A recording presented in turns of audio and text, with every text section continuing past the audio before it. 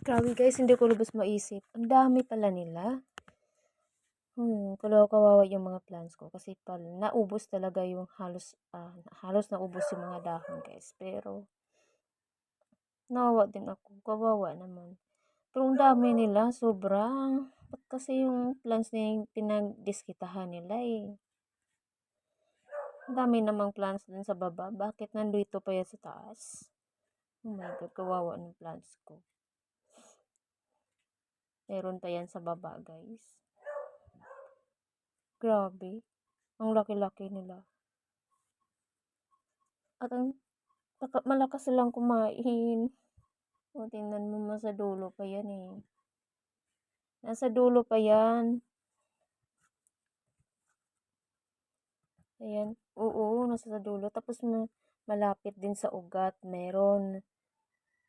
Marami talaga sila guys. Bigla na lang silang dumami dyan. Grabe, tumindig balibo ko dyan guys. Kasi matakotin talaga ako sa higad. Ano ba yan? Higad ba yan? Caterpillar yan eh, di ba? Ano ba yung pagkakaiba ng caterpillar at yung higad? Oh my God. Parang busog ako guys. Yan oh, malapit sa ugat guys. Di ko lubos akalain na nandyan sila dyan. Nandito naman ito sa taas. Nasa second floor ito eh. Sayang kasi mga halaman. Kaya pinababa ko na sila guys. Hindi ko yan pinatay. Pinapunta ko yan sa malapit sa mga halaman. Kasi ay papunta na yan yung direction niya. Papunta yan sa halaman. Kasi ayoko namang magutuman sila. Kawawa naman po. Ayan o.